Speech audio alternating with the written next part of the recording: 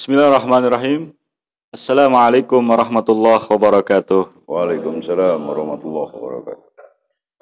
Bismillah walhamdulillah wassalatu wassalamu ala Rasulillah wa ala alihi wa sahbihi wa mawalah. Amma ba'd.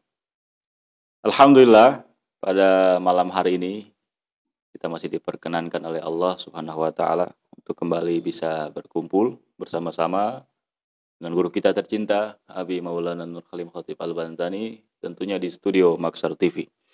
Alhamdulillah pada malam ini saya bisa ditemani oleh ketua KOP kami sekaligus Presdir dari Masyar Kapita Investama, Bapak Herman Sugara.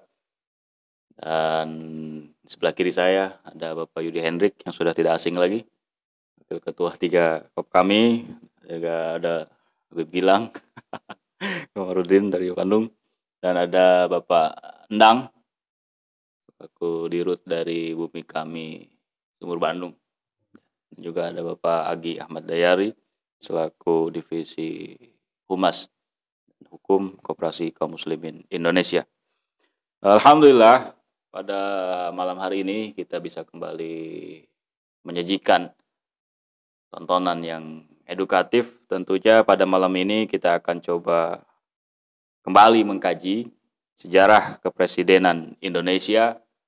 Yang lalu kita sudah bahas di era Orde Lama, kemudian Orde Baru, dan pada malam hari ini kita akan coba bahas sejarah kepresidenan Indonesia di era Habibie. Sebelum kita berikan kepada guru kita untuk memberikan penjelasan kajian pada malam hari ini, mari kita berdoa terkhusus untuk Letnan Jenderal TNI Angkatan Darat Haji Suryadi Sudirja, yang mana beliau ini merupakan mantan Pangdam Jaya dan mantan Gubernur DKI Jakarta tahun 92 sampai tahun 97, yang mana beliau kemarin kalau tidak salah meninggal dunia. Kita doakan agar Allah Subhanahu wa taala memberikan balasan surga kepada beliau atas seluruh dedikasinya untuk bangsa dan tanah air Indonesia. Syairillahillahumul Fatihah. Bismillahirrahmanirrahim. Alhamdulillahirabbil alamin arrahmanir rahim maliki yaumiddin. Iyyaka na'budu wa iyyaka nasta'in. Ihdinas siratal mustaqim. Shiratal ladzina an'amta 'alaihim ghairil maghdubi 'alaihim. Kemudian tak lupa juga kita doakan saudara kita yang sama juga kemarin Allah panggil, yakni Dodi Setiadi. Beliau wafat di Bandung kemarin. Mari sama-sama kita doakan agar Allah memberikan tempat yang mulia di sisinya. Syairillahillahumul Fatihah. A'udzubillahi minasyaitonir rajim. Bismillahirrahmanirrahim. Alhamdulillahirabbil alamin arrahmanir rahim maliki yaumiddin.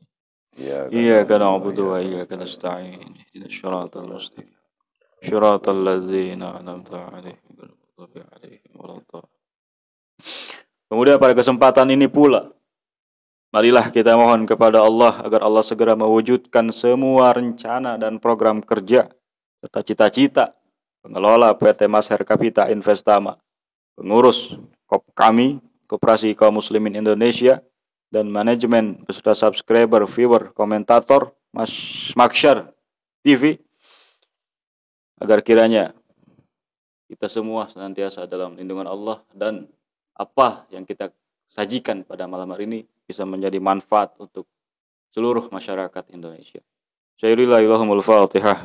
A'udzubillahi minasyaitonir rajim. Bismillahirrahmanirrahim. Alhamdulillahirabbil alamin arrahmanir rahim maliki yaumiddin. Iyyaka na'budu wa iyyaka nasta'in. Ihdinas siratal mustaqim. Shiratal ladzina an'amta 'alaihim ghairil maghdubi 'alaihim waladdallin. Sebagaimana biasanya, pembahasan materi sejarah kepresidenan Indonesia akan kita bahas bersama Rais Am, Ketua Majelis Tinggi, Lajnah Tanfiziyah, Pimpinan Pusat Kaum Syarikat Islam, Pengaping Sepuh, Balai Karesian Baraya Sunda Banten Kidul, Abi Maulana Nur Khalim Khatib Al-Bantani, Sebelum Abi menyampaikan materi bahasan, marilah kita panjatkan doa teruntuk khusus Presiden Republik Indonesia ketiga, Bapak Profesor Dr. Insinyur Haji Baharudin Yusuf Habibie, disertai harapan semoga Allah menempatkan Profesor Habibie dalam surga Firdaus yang penuh ampunan dan kenikmatan dari Allah Subhanahu wa taala. Sayurillahilahumul Fatihah. A'udzubillahi minasyaitonirrajim. Bismillahirrahmanirrahim. Alhamdulillahirabbil alamin arrahmanir rahim maliki yaumiddin. Iyyaka na'budu wa iyyaka nasta'in ihdinas siratal mustaqim. Siratal ladzina an'amta 'alaihim ghairil maghdubi 'alaihim waladdallin. Sebagaimana biasa, sebelum saya persilahkan kepada guru kita, saya akan coba bacakan ringkasan singkat di awal. Yang mana yang pertama, saya akan coba paparkan biografi singkat dari Presiden ketiga Republik Indonesia, Profesor Habibie. Yang mana Profesor Dr. Haji Baharudin Yusuf Habibie lahir di Parepare, Sulawesi pada hari Kamis tanggal 25 Juni 1936.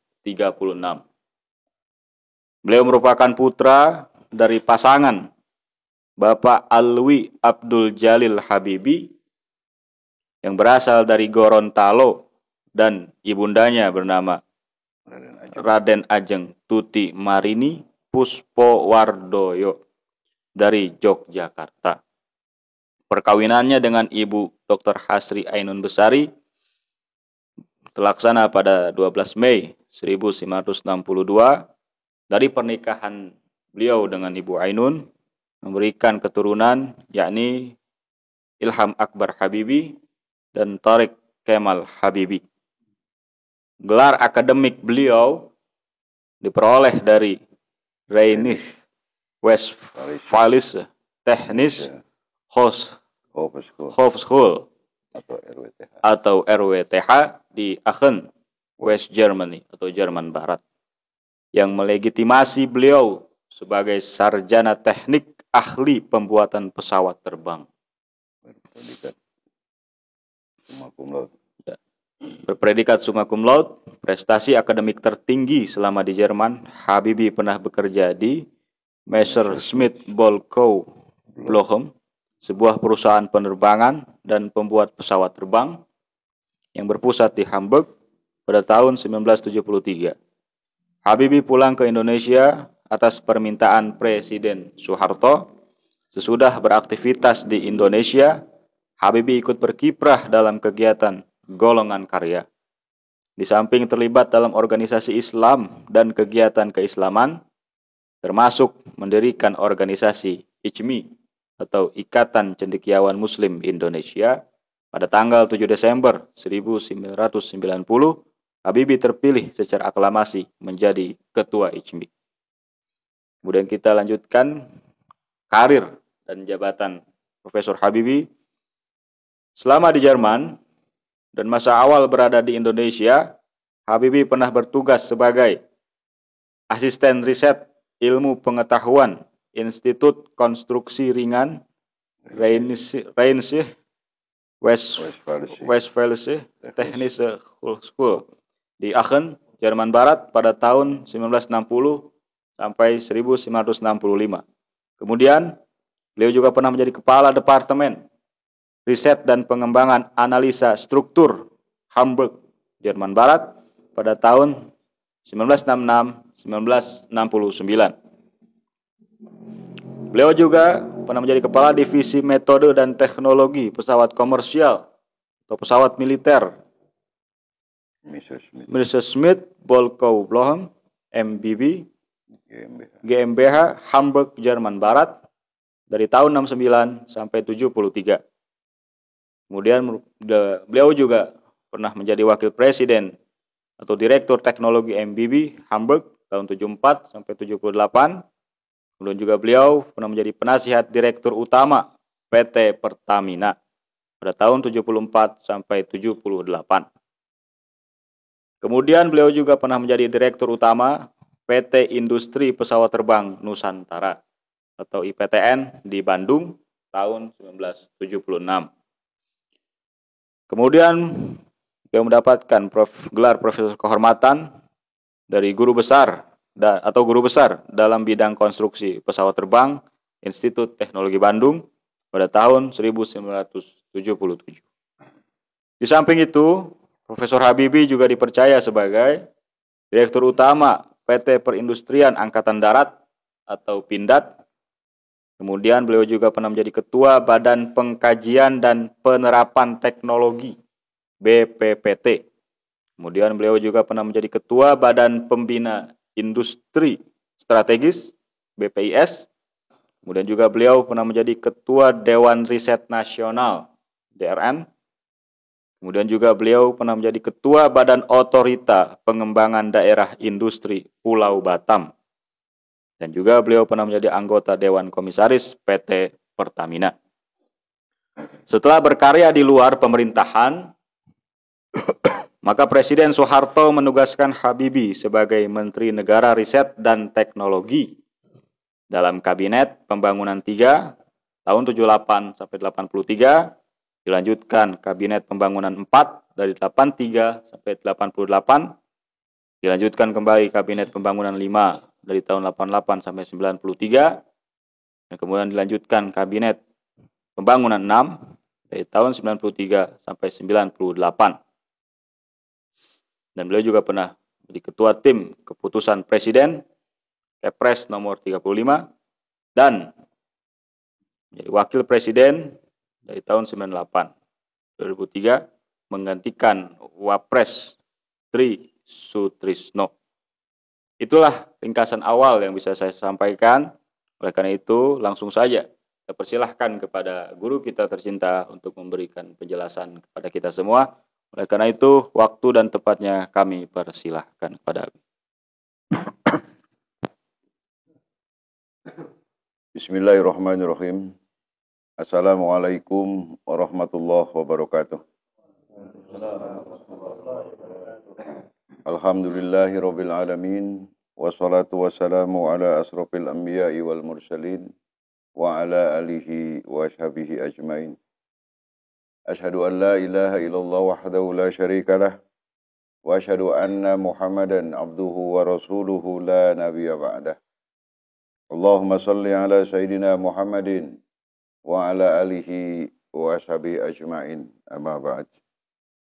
Syukur alhamdulillah pada malam hari ini kita bersama-sama bisa hadir di studio Maksar TV Channels untuk melanjutkan serial kajian kita tentang sejarah kebangsaan dengan topik sejarah kepresidenan Indonesia, yang pada malam hari ini kita akan membahas kepresidenan pada era B.J. Habibie.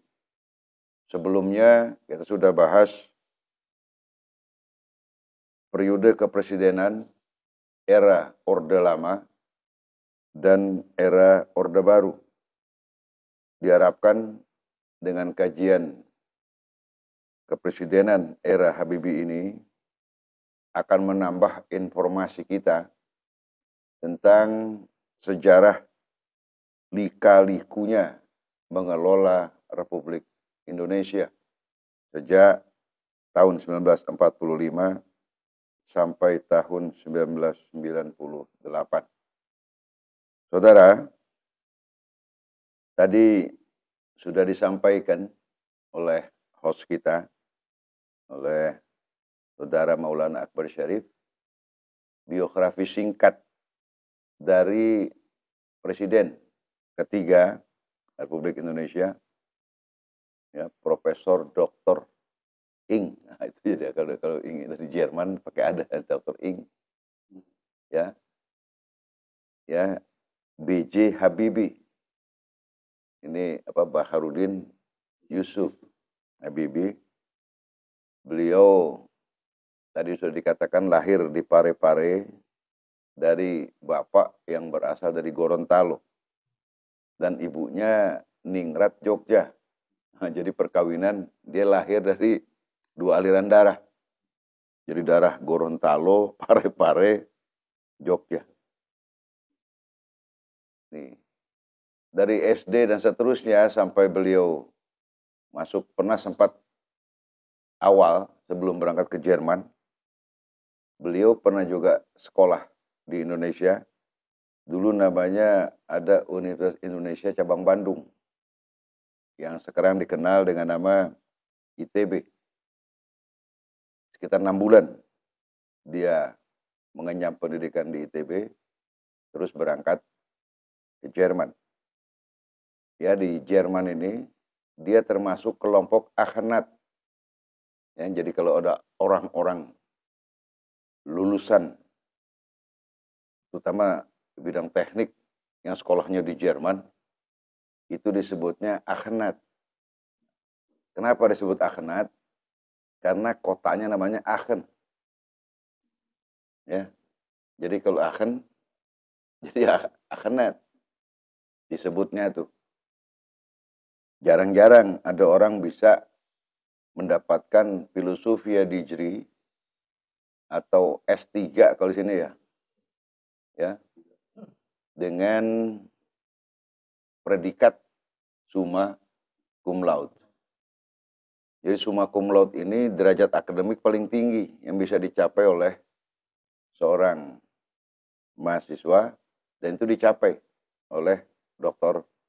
Habibie dalam usia paling sangat muda pada waktu itu, untuk ukuran orang yang berasal datang dari luar Jerman. Nah, jadi Habibie ini mematahkan teori yang selama ini berkembang, bahwa yang bisa mencapai summa cum laude di Jerman hanya orang Wangsa Arya. Jadi keturunan, jadi yang genetiknya genetik paling hebat. Ternyata ada orang dari Indonesia yang lahir di Parepare bisa mencapai tingkat itu dalam bidang studi yang jarang orang ambil karena susahnya, yaitu pembuatan pesawat terbang. Tuh, jadi Habibie ini dia populer di Indonesia, ya, sesudah dia populer di Jerman. Makanya dia mendapat kehormatan, kewarganegaraan kehormatan dari orang Jerman. Dia warga negara bangsa Indonesia, tapi orang Jerman menganggap dia bagian adalah warga negaranya, khususnya untuk orang-orang Hamburg. Ya, itu kalau dibilang Hamburg, jadi hamburger. Jadi bacanya Hamburg. Nih, Hamburg itu nanti ada tetangganya itu, yang jadi pusat perbankan, ya. Ya, jadi kalau perbankan tuh Frankfurt, ya. Nah, ini grup perusahaannya ini sama dengan keluarga besar pakai, ya, MBB. Makanya ada GmbH belakangnya itu. Paham tidak itu? Karena Hamburg itu tetangga dengan dia, berseberangan jauh-jauh itu ada Romano, keluarga besar. Jadi kira-kira kalau bisnisnya pesawat terbang duitnya gede. Dia bisa bikin ini pabrik ini MBB itu. Dia biasa populer MBB. Cukup banyak pesawat militer, pesawat tempur Jerman dibikin oleh pabrik ini. Nah, salah satu kepala divisi yang kemudian jadi wakil presidennya di perusahaan itu adalah Habibie. Jadi mulai dari kepala riset, kalau sekarang apa ya, R&D ya, Research and Development. Dia berangkat dari situ, terus menjadi kepala divisi, dan akhirnya menjabat sebagai Vice President yang bertanggung jawab sebagai Direktur Teknologi. Ini jabatan kunci kan? Ya. Nah, itu dicapai bukan oleh orang Jerman itu. Jadi artinya Habibie ini telah memecahkan sebuah anggapan bahwa orang dari sini gak ada yang bisa berprestasi besar dalam bidang akademik di Jerman.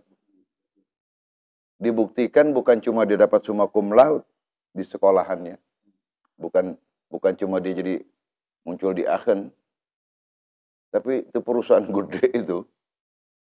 Jadi pesawat tempur Jerman sebagian dibikin di sini. Nah, dia bisa jadi wakil presiden itu. Kira-kira banyak gak orang diliwatin sama dia? Hah? Nah, maksud Abi kalau dia nggak punya kemampuan, ya, misalnya bego deh. Nah, tapi sekalipun dia di Jerman, dia nggak pernah tinggal sholat. Nah, kan dia mengatakan apa? Dia kebanggaannya pada waktu dia sholat di negeri orang yang nggak sholat. Nanti kan teorinya. Maka dia punya pemikiran Islam sendiri, yang kadang-kadang, ya maaf lah, kalau ulama-ulama yang nggak masagi kata orang Sunda, keder ngimbangin dia berpikir cara Islamnya. Karena menurut dia, menguasai ilmu teknologi pesawat terbang, pesawat tempur, itu bagian dari iman. Pernah dengar nggak tuh? Ya, kalau kita kan cuma sekarang apa namanya, yang sering kita ngomong sebagian dari iman apa? Nah,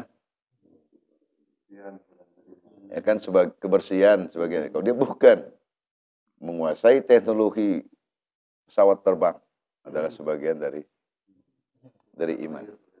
Nah, ya kan garisnya ada cinta tanah air.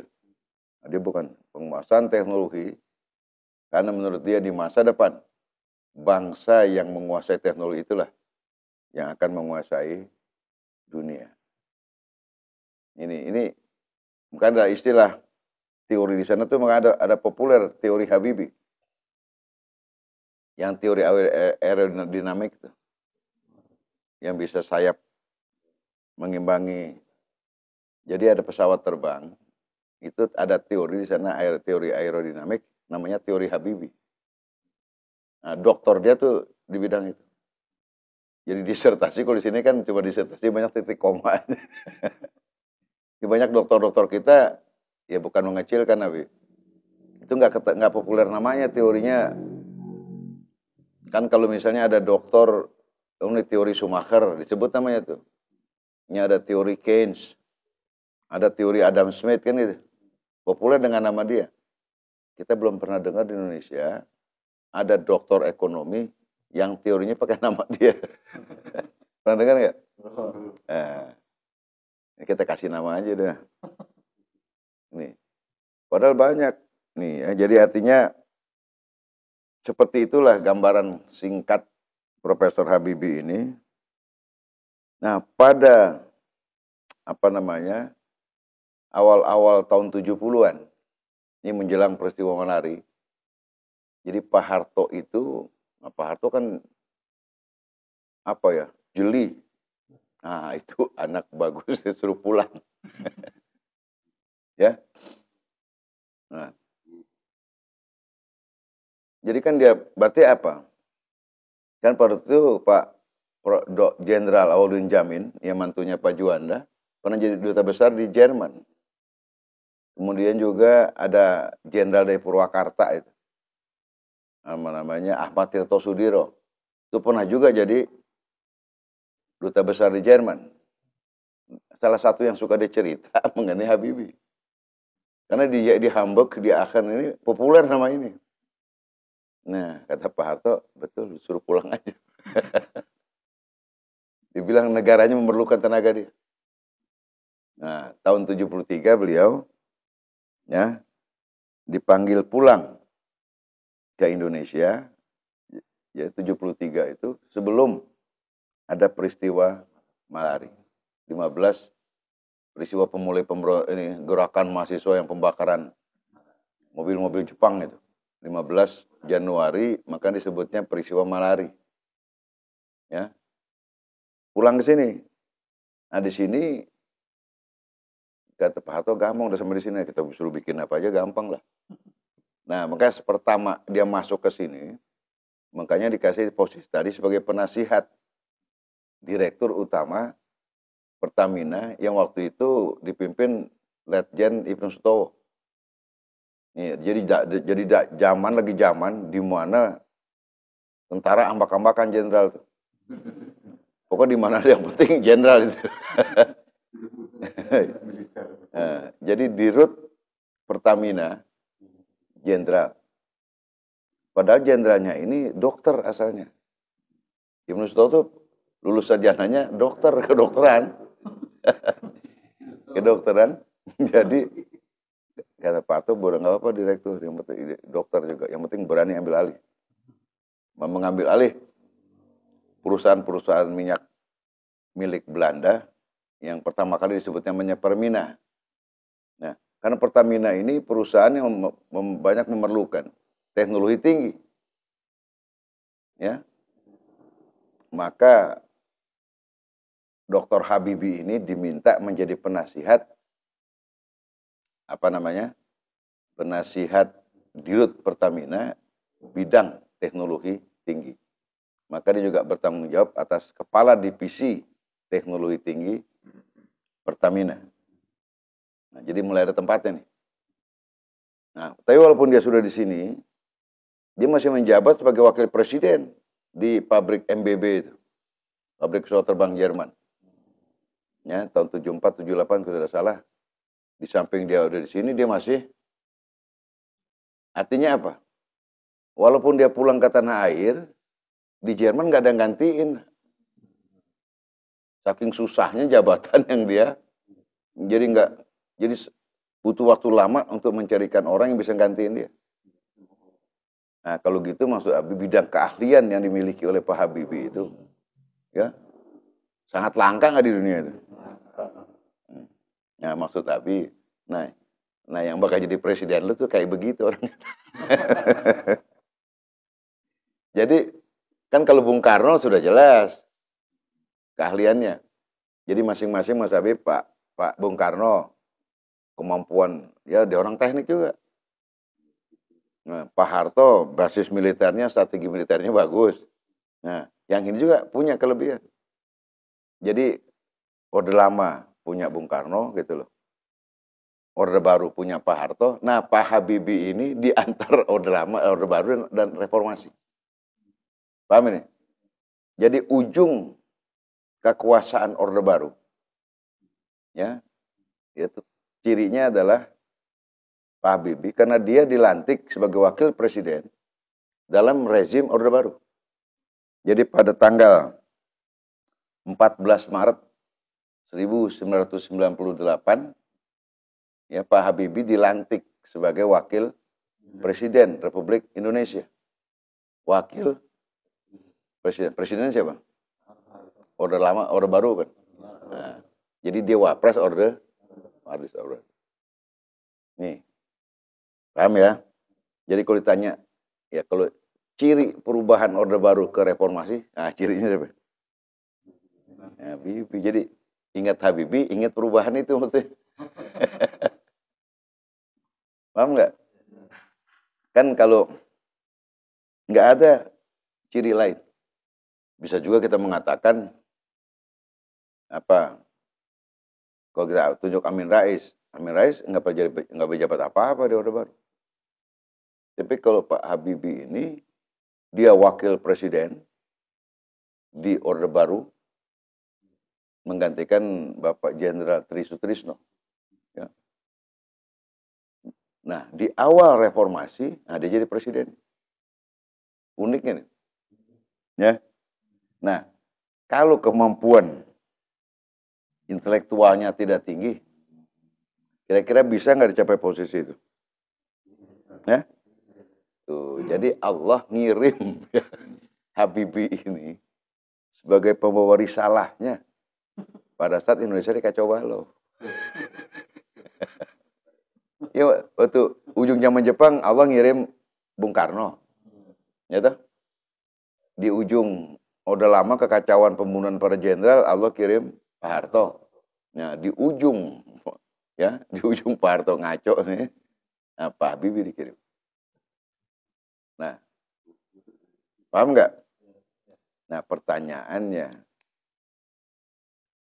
Habibie ini apes nggak dengan Pak Harto? Apa sebabnya? Bukan karena yang bawa pulang dari Jerman ke Indonesia.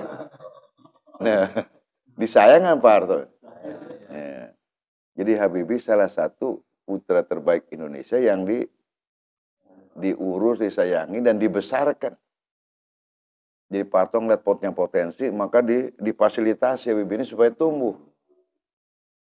Nah, karena dia ahli teknologi, maka kata Pak Harto, nah lu mimpin itu aja deh. Bagian riset dan teknologi.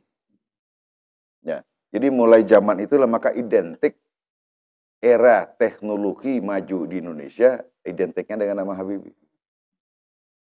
Paham ini? Maka mulai ada di kabinet namanya Menteri Negara Riset dan Teknologi. Ini, tadi kan cuma ada Menteri Pendidikan dan Kebudayaan gitu kan. Kemudian ada Menteri Perguruan Tinggi dan Ilmu Pengetahuan, PTIP. Nah, sejak adanya Pak Habibie ini, ada satu, Indonesia mulai mengenal Ristek. Jadi kan kita dengar udah tuh, jabatan teknologinya nggak sedikit tuh, di Indonesia, di internasional juga. Dan ada lagi yang bikinan Pak Habibie itu, di Serpong itu, namanya Puspitek. Kan ada tuh, Pusat Penelitian Pengetahuan dan Teknologi. Ya, Puspitek di apa namanya? Di ujung tuh kalau dari Munjul tuh, daerah. Nah, jadi kota teknologi itu ya kan ada Puspitek di situ. Kemudian di bawahnya nanti ada Badan Tenaga Atom Nasional, ada Batan. Dan sejak Habibie pulang inilah maka Indonesia bisa ngomong punya pabrik pesawat terbang.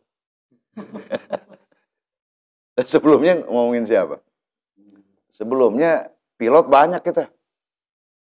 Perusahaan penerbangan minimal ada Garuda. Tapi yang bikin pesawatnya tuh. Maka populerlah dulu salah satu identik bahwa BO-105 nah kodenya. BO-105. Ya, itu ada pesawat desainnya Habibie buatan IPTN atau awalnya Nurtanio namanya. Ya. BO-105 itu JB0 ya. 125 kalau saya. Ya. Nah, ini jadi apa namanya? Mulai dari namanya Industri Pesawat Terbang Nusantara IPTN. Sebelumnya namanya Nurtanio saja. Karena dulu tokoh pembuat pesawat terbang namanya Insinyur Nurtanio. Nah, diambil namanya itu. Kemudian di industri pesawat terbang Nusantara. Terus diganti lagi namanya. PTDI. PT Dirgantara Indonesia. Ini PTDI. Nah, itu di Bandung. Ya. Jadi identiklah di sini bahwa nama Habibie dengan teknologi tinggi di bidang pesawat terbang. Dan belum ada saingannya di ASEAN, di Asia. Nah, disinilah Pak Harto bilang, lu saingin anak gue. Nggak ada saingannya. Jadi Indonesia punya kebanggaan. Jadi Habibie menjadi kebanggaan Indonesia. Ya ini. Ini masukannya. Nah, sampai di sini paham ya posisinya. Jadi Allah kirim BJW pulang ke Indonesia. Kemajuan sejak tahun 74 dia jadi menteri. Banyak nggak ganti-ganti. Berapa kabinet tuh? 20 tahun dia jadi menteri Ristek. Gitu? Mulai 78 sampai akhirnya selesai dia menjadi menteri Ristek, dipromosi oleh Pak Harto sebagai wakil presiden. Nah, disetujui oleh MPR. Maka terpilih dia menjadi wakil presiden di ujung masa Orde Baru. Pada waktu dia dilantik, kira-kira Pak Habibie tahu nggak Pak Harto bakal jatuh? Agak tahu, kata pada umumnya. Karena ada di dalam konstitusi, kalau presiden berhalangan tetap atau mengundurkan diri, maka wakilnya yang mesti gantiin. Nah, ini debatable. Tapi konstitusi itu. Jadi tidak bisa tidak. Nih. Yang antiknya ya, jadi pada saat situasi Karena tahun 96, 97, krisis moneter udah kewalahan diatasi di Indonesia ini. Ya, karena itu efek domino ya dari berbagai macam krisis di negara-negara lain. Terlalu parah di Indonesia ini. Nah, maka dipilihnya Pak Habibie jadi wakil presiden itu ya untuk mengantisipasi krisis moneter yang dan dia bisa lakukan itu. Dia bisa mengatasi itu. Ya, bukan dari jurus dia sebagai ahli pesawat terbang, tapi jaringan yang dia punya di Jerman itu. Kira-kira bankers banyak yang kenal Habibie nggak? Hah? Yang punya duit banyak kenal dia nggak? Yahudi banyak kenal dia nggak? Kalau dia ngomong,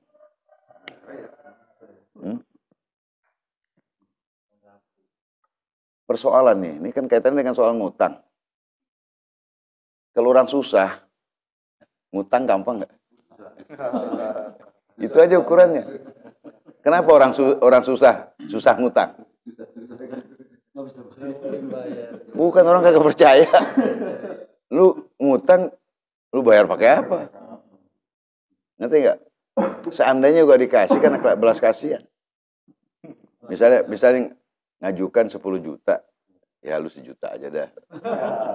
Jadi orang mau ngutang kagak ada gue tolongin aja. Iya. Tapi kalau orang yang dikenal memiliki kompetensi tertentu, ya, atau dia udah kenal banknya, susah nggak dapat utangan. Jadi ngutang juga nggak mudah. Yang paling beratnya urusan utang piutang itu adalah dipercaya orang. Nah orang susah kadang-kadang nggak dipercaya orang.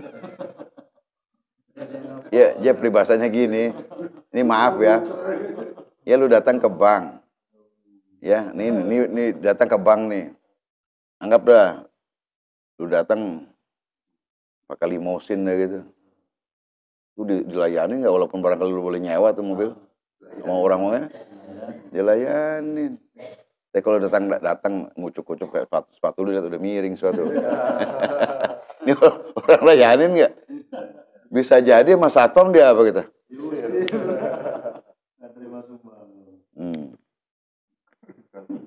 Ya, nih ini mau suka nggak suka, ya begitulah business performance. Nih, jadi artinya itu yang terjadi pada saat Indonesia menghadapi situasi krisis moneter, ini kan bertubi-tubi jadinya. Bukan sekali aja. Nih, jadi pas Pak Habibie jadi wakil presidennya kejadian itu aja. Kalau wapres yang sebelumnya kita nggak tahu dah kemampuannya. Orang yang sebelumnya kan wapres gimana Bapak? Ya Pak, ya ada yang bekas ajudan kan gitu kan. Yang dulunya digedein memang. Tapi kalau ini memang walaupun dibesarkan oleh Pak Harto, dia secara natural dia memang punya kemampuan. Kalau dia lama di Jerman, kira-kira fasih nggak bahasa Jerman?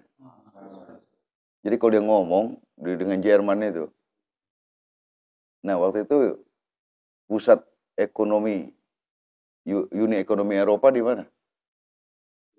Nah, European Economic Community di mana pusatnya? Di Jerman. Jadi ada European Central Bank, pusat perbankan Eropa. Adanya di, kira-kira dikumpulin tuh pusatnya banyak duitnya nggak? Ya? Nah kalau Habibie datang ke situ, ya? Paham ya? Nih. Tapi kalau yang orang nggak dikenal sama SCB datang ke situ, biar lu bilang saya Menko. Ya. Kata si SCB, gua gak tanya lu Menko atau bukan. Ini tanya, dia bilang KYC-nya. Ya kan? Kan ditanya banget tuh. Know your client, gitu, atau know your customer. Udah kenal belum itu? Belum katanya. Kalau yang ini gue nggak kenal. Tapi kalau yang ini datang, kita udah tahu kan pernah di sini dia. Jadi ada apa namanya bargaining power yang dimiliki. Nih. Nah, Indonesia memiliki putra semacam ini pada saat Indonesia sedang itu. Jadi Habibie merupakan keberuntungan nggak buat Pak Harto awalnya. Ya, kalau nggak ada keberuntungan masa sampai 20 tahun jadi menterinya Pak Harto. Ya. Nah, pada posisi dia sebagai wakil presiden Republik Indonesia, ya, yang tidak berbasis militer. Kan sebelumnya kan sebagian besar basisnya raja, wakil presiden, Sultan Hamengkubuwono. Terus diplomat ulung ada Malik. Basisnya nih, ya Pak Harto cara milih orang kan nggak sembarangan. Terus pernah menjadi apa namanya wakil lagi dipilih jenderal Inohong Sunda, Jenderal Umar. Palingnya ada wakil kepala BPK, pernah jadi kepala BPK. Ya.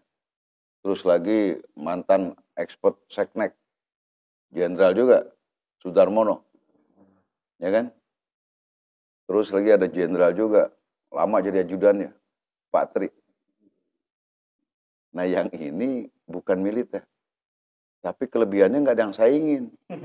Ahli bikin. Itu yang semua pesawat tuh, mau Sultan Jogja segala macam, suruh bikin pesawat, Kak. Angkat tangan semua. Nih, paham ya? Jadi dikatakan Habibie secara netherlek memiliki posisi bargaining, ya, yang sebenarnya tanpa disengaja sangat diperlukan oleh Indonesia pada saat menghadapi krisis moneter seperti itu. Nih. Jadi dianya bisa menolong Indonesia karena tadi minimal ada poros antara Jerman Indonesia. Paham ya? Maka banyak juga di sini kan masuk ada Friedrich Naumann Stiftung ke sini. Ya. Ada Friedrich apa namanya? Ebert Stiftung. Ada Konrad Adenauer. Itu dari Jerman semua. Satu yang bikin YTKI gitu Subroto itu. Itu dari Friedrich Ebert sama Konrad Adenauer. Itu institusi itu Jerman semua. Nah kalau nggak dikenal di sana, nggak mungkin duit dari sana. Lo Jerman paling teliti orangnya. Paling correct orang Jerman. Jadi jangan harap lu dipercaya orang Jerman kalau orang Jerman nggak kenal lu. Yang paling gilanya Deutsche Bank. Karena Deutsche Bank itu inti dari apa ECB. European Central Bank. Jadi pusat perbankan ini salah satunya namanya DB. Deutsche Bank. Nah itu di Frankfurt. Kira-kira kalau lu berkomunikasi sama dimaki-maki nggak mau orang mau Deutsche Bank lu?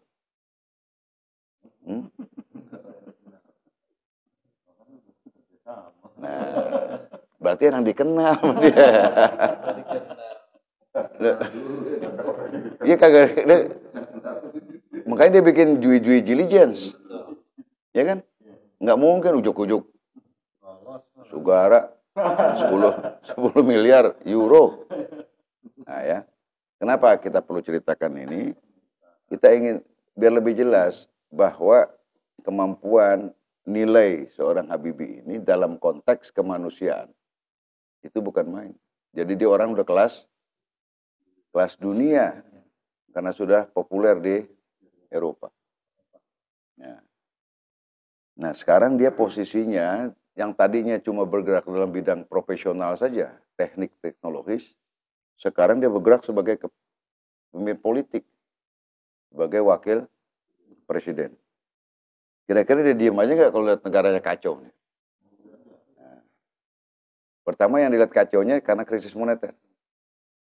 Maka dia berpikirlah sebagai ahli pembuat pesawat melihat kasus ekonomi. Nah dia rancang, dia desain. Bagaimana menyelesaikan persoalan ini. Nah pada saat ini dua lagi aman-aman saja nih. Jadi pada waktu gerakan reformasi. Ini kan sudah mulai dari peristiwa Trisakti itu, ya. Kan bukan makin mengecil. Ya, sementara Pak Wiranto sebagai yang penanggung jawab keamanan nasional waktu itu juga bingung. Mau disikat ini gimana, nggak disikatnya gimana. Ya. Tapi ya pertanyaan ada satu. Mengapa militer tidak bertindak untuk mengamankan Pak Harto?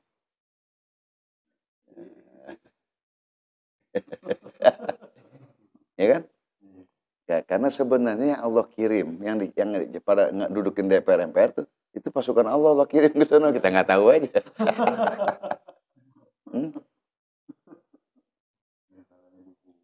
Paham ya? Nah, ini gerakan reformasi, ya. Tapi nggak yakin dia punya kemampuan kalau Allah nggak rahmat, Allah nggak izinin bisa menduduki DPR. Itu bukan soal gampang menduduki DPR MPR itu. Bukan karena hebatnya Hamengkubuwono, bukan hebatnya Yamin Rais, bukan juga hebatnya Buyung Nasution ataupun Gus Dur yang rame-rame datang. Itu kan cuma ini yang intinya dudukkan kan mahasiswa. Ini tokoh-tokoh ini diundang ikut nimbrung. Nih.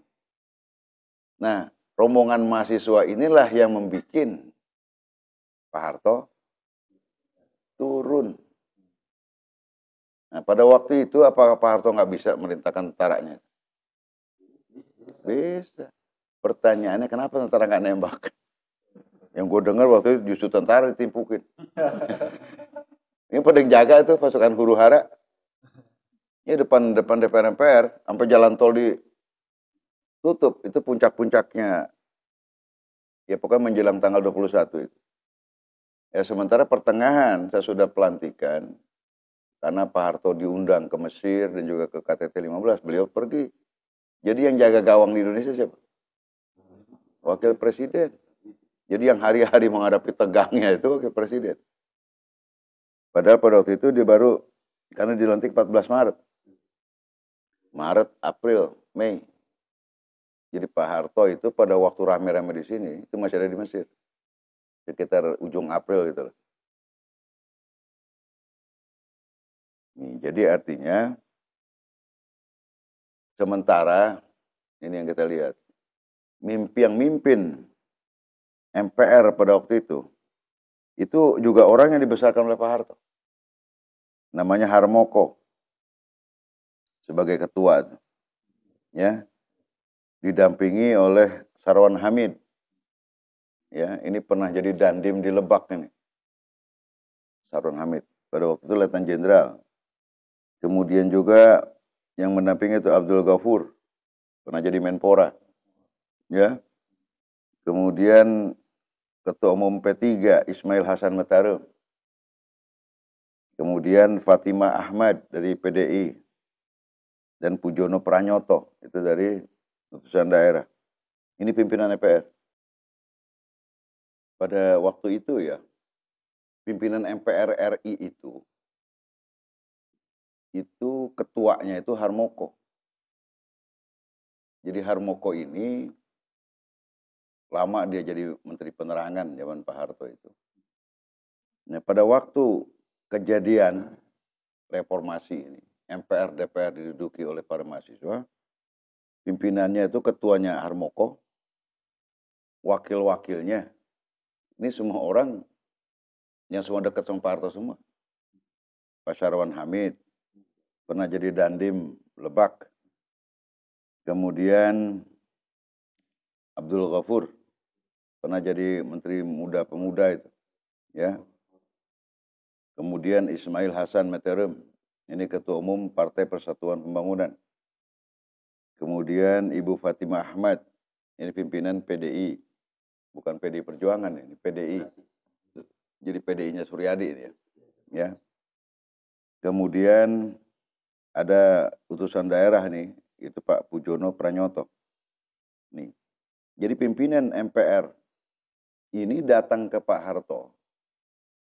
Itu bukannya mengatakan, Pak Harto diaman ya, serahkan saya ngatasi di Senayan. Nggak begitu.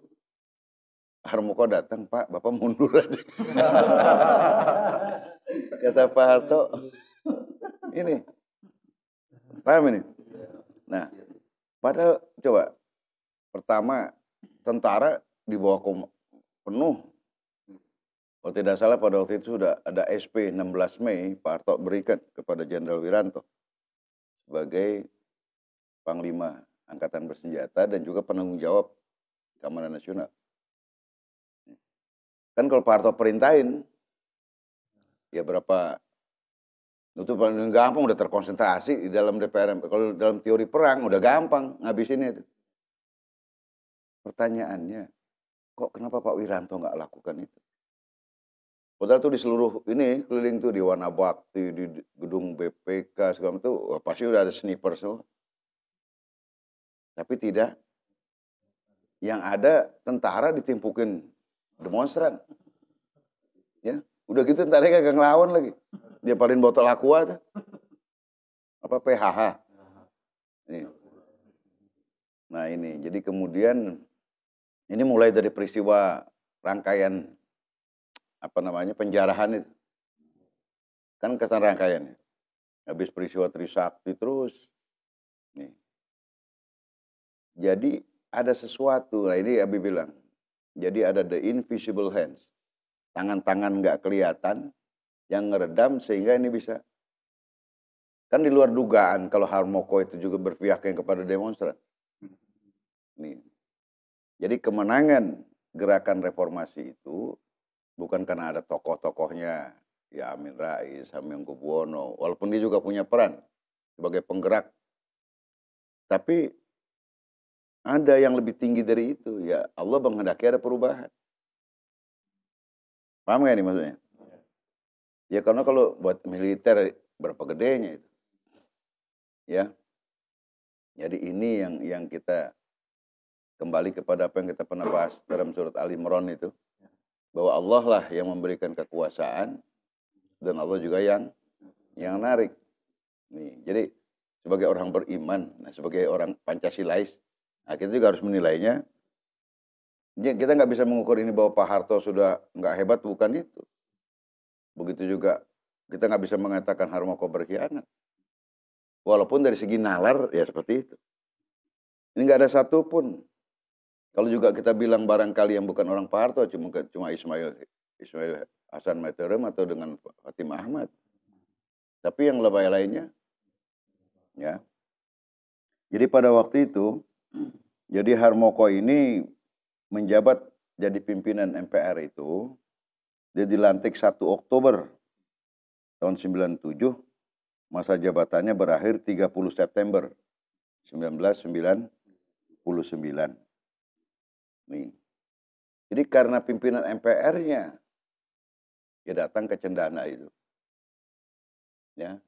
Pak, Bapak mundur aja, Pak. Kata Pak Harto goblok sampai ada. Nah, ini di luar kelaziman. Jarang ada orang berani mengatakan Pak Harto mundur. Banyak lagi. Bahkan pada waktu itu Pak Harto dalam suasana itu sempat membuat apa namanya, ada rencana komite reformasi untuk mengadakan perbaikan. Tapi hari-hari menjelang tanggal 21 ini, hampir semua menterinya mundur. Yang semuanya menterinya ini dulunya orang yang hari-hari bersama-sama dengan Pak Harto. Satu-satu jadi kabinet merotol. Jadi yang tinggal cuma Pak Harto, Wakil Presiden, dengan Menteri Sekretaris Kabinet. Dan menteri lainnya mundur maju itu. Ya. Yang tadinya sumpah setia, pada mundur semua. Ini. Itulah sebabnya, ya, kondisi yang ada, jadi pada tanggal 21 Mei 1998, jadi Pak Harto ini di luar dugaan. Dia pergi ke kantor sebagaimana biasanya, didampingi waktu itu oleh Tutut ya, di istana. Enggak tahu dia bikin pernyataan mau mundur. Jadi bukan, ya, jadi bukan cuma ini. Mungkin Pak Harto sendiri juga kaget kenapa dia menyatakan mundur. Nah, tapi setelah dia panjang pendek dia pikirkan, maka tanggal 21 Mei 1998. Jadi Pak Harto mundur itu bukan dalam posisi tidak berdaya, bukan. Semua kesetiaan militer itu masih berarti Kapolda itu Haminata juga ini apa namanya? Gubernur ya DKI segala macam. Nah, ini semua terjadi nggak bisa pakai pemahamannya, kita mengertinya cuma pakai nalar. Kalau pakai nalar nggak ketemu. Alhasil pada tanggal 21 Mei 1998, gerakan reformasi ini secara natural kita melihat berhasil menurunkan, melengsarkan Pak Harto dari jabatan kepresidenan yang skenario jasmaniahnya, zohirnya kelihatan dengan menduduki DPR, MPR yang pada ini bisa menekan pimpinan MPR, DPR untuk berpihak kepada gerakan reformasi. Nah, karena Pak Harto sudah menyatakan mengundurkan diri, ya itu dibacakan sendiri, dia bukan ada yang nodong dia. Dia bacakan sampai selesai. Nah, dia mengatakan menunjuk wakilnya menjadi presiden. Kalau tidak salah juga langsung dilantik. Nah, mestinya presiden dilantiknya di mana? DPR MPR. Ini dilantiknya di istana. Nih. Tahu nggak ini? Nih, ini separuh-separuh. Pasal tertentu di konstitusi membolehkan kalau presiden berhalangan tetap untuk mengundurkan diri, maka dengan sendirinya wakil presiden naik. Tapi ada pasal lain yang mengatakan presiden dilantik oleh MPR, MPR RI di. Nah, yang kedua tuh nggak ketemu, karena bukan di sidang MPR. Nih. Tapi ya lagi-lagi karena Allah berkehendak maka jadi. Dan Pak Habibie juga tidak paham bahwa pada hari itu dia harus berhenti jadi wapres untuk jadi presiden. Ya, nah, memang ada ini, ada semacam joke waktu itu di antara para kalangan perwira tinggi. Sebenarnya Pak Harto inginnya Habibie bilang, saya tidak siap jadi presiden, maunya gitu. Katanya Habibie bilang, oh siap. Nih, nah ini juga terjadi di luar rencana. Karena orang paling taat kepada Pak Harto itu Habibie. Orang ibarat anak paling tuanya Habibie itu. Nah, jadi sini Pak Habibie, kita juga nggak bisa mengatakan dia berkhianat. Dia juga barangkali mengatakan iya, juga dia nggak sadar kalau ngomong iya, yang dilantik. Nah, begitu juga Harmoko. Nih, walaupun sebelumnya ada komisi reformasi namanya, kan banyak macam lah ini yang dituntut itu. Tapi alhasil pada tanggal 21 itu gerakan reformasi yang motornya diantaranya adalah Amin Rais, ya berhasil membuat Pak Harto lengser. Jadi di luar dugaan ada kekuatan yang bisa menjatuhkan Pak Harto. Minimal pada tanggal 21 itu kacau di Indonesia. Karena gubernur sebagian besar, Pangdam sebagian besar, masih berada di bawah komando Pak Harto. Kira-kira kacau nggak nih keadaan? Daerah-daerah kacau. Nih. Jadi pada saat Pak Habibie dilantik jadi presiden, nah keadaan Indonesia lagi kacau. Karena kelompok pendukungnya Pak Harto nggak bisa nerima Pak Harto lengser. Ngerti ini? Paham ini? Nah, tapi ternyata Habibie lancar dilantik.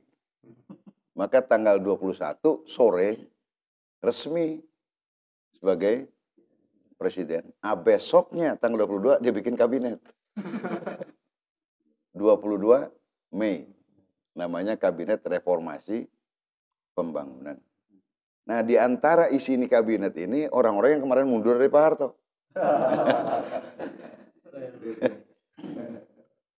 Walaupun dia mundur bukan karena berkhianat, kita nggak ceritakan itulah. Tapi yang jelas kalau tidak salah waktu itu untuk urusan Polkamnya itu Jenderal Faisal diminta.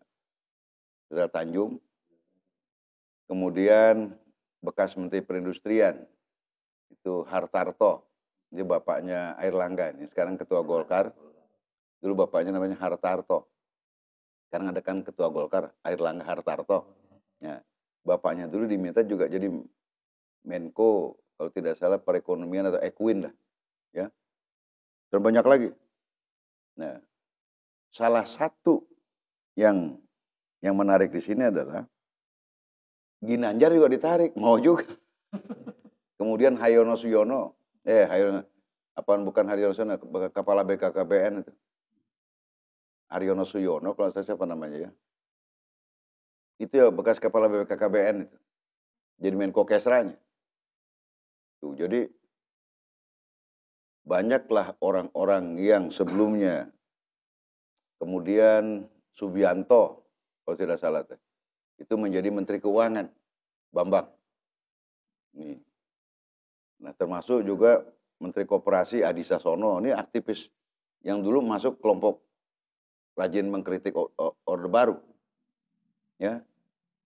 Kemudian banyak lagi tokoh-tokoh yang ada yang mengundurkan diri dari Pak Harto itu, ditarik lagi menjadi menterinya Habibie. Jadi tanggal 22 Mei, kalau tidak salah itu, antara 22-23 Mei lah. Berdirilah kabinet yang oleh Habibie dikasih nama Kabinet Reformasi Pembangunan. Nih. Iya. Besoknya udah pelantikan, jadi 23 Mei kalau tidak, antara 22 sama 23. Nah, jadi kalau tidak salah Hamzahas juga dilibatkan waktu itu. Ya. Jadi nggak kekurangan ini, jadi cepat sekali kabinet terbentuk. Nih, ya. Nah, ya pada waktu itu, ya, jadi Pak Habibie dilantik sebagai presiden, kepemimpinan MPR masih Harmoko. Ya. Nah, pada tanggal 3 Oktober 99, jadi 17 hari sebelum berakhirnya kepemimpinan Harmoko, sebelum berakhirnya kepemimpinan Pak Habibie, Amin Rais diangkat menjadi ketua MPR RI untuk masa jabatan 3 Oktober 99 sampai 30 September 2004. Jadi Amin Rais di situ bersama Ginanjar Kartasasmita, Kwik Kianji, Sucipto Sujono, Husni Tamrin, ini bekas aktivis PII dulu. Waktu zaman Bung Karno dia ketua KAPI. Kemudian Matori Abdul Jalil, dia pernah pendiri PKB, yang pernah jadi Menteri Pertahanan nanti. Ya. Kemudian Khalil Bisri, ini Letjen Hari Sabarno, ini pernah jadi Menteri Dalam Negeri juga ini. Agus Wijoyo, yang kemarin menjadi Gubernur Lemhanas. Usman Sabtaodang, nah ini OSO, ya, yang pernah mimpin DPD RI, dan Yusuf Amir Faisal. Nah ini pimpinan MPR RI yang menggantikan MPR RI Harmoko. Nih. Jadi Pak Habibie itu menghadapi dua pimpinan MPR. Ya Harmoko mewakili MPR Orde Baru, Amin Rais ini MPR Reformasi. Unik itu, ya. Nih, dua. Jadi, nah di sini yang paling berat apa? Jadi Habibie pada waktu nerima jabatan sebagai presiden, ya, yang ada di kepalanya itu bukan dikasih tumpukan duit. Eh? Ya. Nah, jadi persoalan ini di antara tanda petik lah. Ini kan Pak Harto dalam bahasa gerakan reformasi itu diturunkan paksa. Jadi Pak Harto turun paksa. Ya, dilengserkan. Nih. Nah, jadi suasana Ipolexosbud dulu bahasa dulu tuh. Ideologi, politik, ekonomi, sosial, budaya, Hankamnas. Nah, ini bahasa Orde Baru ini. Ipolexosbud, Hankamnas. Itu bahasa Dewan Pertahanan Keamanan Nasional. Ya. Ideologi, politik, ekonomi, sosial, budaya, pertahanan, keamanan nasional. Itu dalam keadaan instabil, tidak stabil. Padahal dalam loginya Orde Baru, untuk bisa pemerintahan membangun, perlu stabilitas nasional. Ininya harus dalam posisi stabil. Jadi supaya ini pemerintahan jalan, maka Habibie harus bikin stabil itu dulu. Ideologi, politik, ekonomi, sosial, budaya yang kacau balau ini karena Pak Harto turun mendadak. Nah ini yang paling berat dia harus hadapi. Dan ini berlaku dari Sabang Merauke. Karena kekacauan di mana-mana. Nah ini. Nah pertanyaannya, apakah Habibie ini menggunakan pendekatan militer, pendekatan keamanan, atau pendekatan lain yang dilakukan? Kan kalau dalam bahasa tentara gampang. Timbul kekacauan, pemberontakan sikat. Pendekatan namanya represif. Maka kirim tentara. Kirim polisi. Nah ternyata yang dilakukan Habibie enggak itu. Dia pendekatannya bukan represif, dia bukan ngirim tentara. Dia bukan ngirim polisi, bukan nangkepin orang. Nih. Jadi kerusuhan di berbagai daerah itu, ya, ini menjadi warna khas dari awal tugas kabinet Habibie. Kebayang tuh, kira-kira menyelesaikan stabilitas Indonesia tuh butuh waktu berapa lama?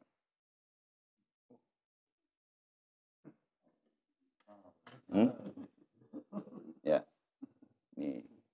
ini ternyata, ya, jadi yang pertama dilakukan oleh Presiden Habibie, dia pelajari. Oh, ini stabilitas nasional terganggu gara-gara krisis moneter. Kalau sudah bicara krisis moneter, persoalan perut. Paham nggak? Jadi bukan persoalan ada senjata atau enggak. Nih, inilah bedanya karena dia bukan jenderal. Walaupun dia menjadi panglima tertinggi sesudah jadi presiden. Ya, jenderal bintang 5 dia. Karena panglima tertinggi diberikan kewenangan militer oleh undang-undang dasar. Tapi dia sendiri bukan militer. Tapi dia teknokrat. Orang yang profesional. Yang pasti lebih banyak menggunakan pendekatan kemanusiaan. Bukan pendekatan. Kalau militer kan gampang, tembak aja habis. Dia bilang kalau ada 1 juta yang ngaco, matikan 1 juta demi mengamankan 250 juta. Itu pendekatan militer. Betul nggak? Sikat yang ngaconya. Kata Habibie bukan begitu.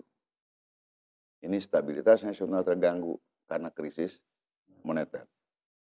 Krisis moneter ini pada hakikatnya adalah persoalan perut. Betul nggak itu? Nah, kalau itu logikanya, itu paradigmanya, maka yang pertama-tama dia pikirkan adalah bagaimana dia ngawangkong lagi sama IMF. Karena punya duit dia kan ya. Bagaimana dia berunding dengan International Monetary Fund.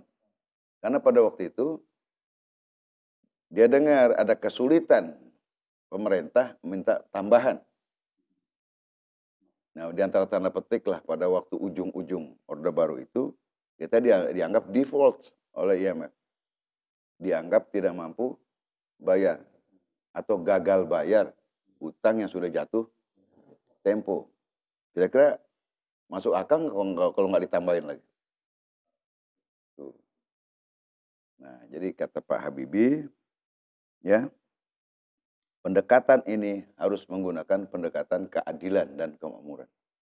Nah, intinya untuk sementara karena ini kas, ini relatif tidak cukup untuk membiayai, maka kata Pak BI harus dibikin independen. Jadi BI tidak di bawah pemerintahan lagi. Paham nggak? Artinya apa? BI disuruh mikir sendiri dengan independen. Nah, keuangan negara silakan Menteri Keuangan yang ngurus. Jadi Gubernur BI dengan Menteri Keuangan bekerja bareng. Paham nggak nih strateginya? Maka dibikin independen. Jadi Bank Indonesia, ya milik ini, karena Bank Indonesia itu negara kaitannya. Kalau Kementerian Keuangan, parlemen. Maka ditunjuklah Pak Bambang Subianto itu. Ya, ini aktivis. Kalau tidak PAN, kalau tidak salah ya. Pokoknya dari kelompok aktivis ICMI juga. Nah, di sini banyaklah Pak Habibie merekrut orang ICMI ke dalam kabinet. Jenderal yang dilibatkan juga jenderal ICMI. Yang artinya di antara petik bukan jenderal yang musuhin umat Islam. Nih, itulah yang membuat maka di mana-mana karena pendekatannya Islam tadi. Kira-kira lebih gampang nggak itu? Hah? Jadi bukan dikirim berbondong-bondong truk-trukan tentara enggak. Tuh. Ya. Jadi maka langkah yang diambil adalah bagaimana bisa meyakinkan IMF supaya dapat fresh money. Karena tadi ini urusan perut, jadi bukan urusan senjata. Jadi kalau urusan perut tuh, pemecahan lu pakai senjata agak nyambung. Karena apa? Yang pegang senjata juga perutnya perlu diurus. Betul nggak? Tuh. Jadi bagaimana ini bantuan langsung tunai buat tentara? Ya karena kalau sudah bicara perut, tentara, polisi, sama rakyat jelata sama kalau udah lapar. Kali kalau tentara, nggak apa-apa, gue lapar, nggak gue tentara. Tentara juga ya, lapar kalau pada waktunya makan nggak makan. Nih, ya. Jadi tentara, polisi, ya juga bisa masuk angin. Jadi dia bersatu dalam urusan perut. Jadi persatuan nasional itu adalah persatuan perut. Nah, mundur ke bawahnya ada kemiskinan, ada pengangguran. Nah, kalau ini nggak diurus, kriminalitas naik. Penjahat juga ngaco. Penjahat nih, walaupun kegempon ditembak, kalau perutnya lapar, ilmunya luntur juga. Ya biar jawara pulang, ludet. Nah, ini. Nah, jadi fokus perhatian Pak Habibie itu untuk mengatasi masalah ini, ya dengan tidak menghilangkan rasa hormat dia kepada presiden. Karena dia tetap menganggap Pak Harto adalah presidennya. Loh, Pak Harto tetap nanya. Ya. Paham nggak ini? Ya. Jadi stabilitas politik. Nah, kemudian ada aksinya lagi sebagai simbol. Karena pada waktu itu ada simbol ketidakadilan Orde Baru. Ya. Kan kita pernah singgung di zaman Orde Baru itu dokter gigi nggak bisa praktek. Apa sebabnya, Ra? Nggak buka mulut. Di dokter gigi gimana? Ini bahasa politiknya di Orde Baru terjadi proses pembungkaman. Jadi orang mingkem aja. Jadi kesian dokter gigi. Nih, maka langkah yang ditempuh oleh Pak Habibie dari sisi politiknya, maka dia bebaskan semua tahanan politik. Nah, termasuk atau Sri Bintang Pamungkas waktu itu, Mukhtar Pakpahan yang di penjara Orde Baru tuh dibebasin, keluar semua. Jadi tadi di samping urusan perut, maka hak politik rakyat, hak berbicara dibuka. Nah, kira-kira yang tadi mau maki-maki, lu maki-maki dah. Gua izinin lu ngomong. Nah, yang tadinya nggak boleh ngomong, tiba-tiba diizinkan ngomong. Kira-kira musuh nggak dengan Pak Habibie? Nah, ini yang begini nih kata gue demen. Ya. Nah, paham tuh.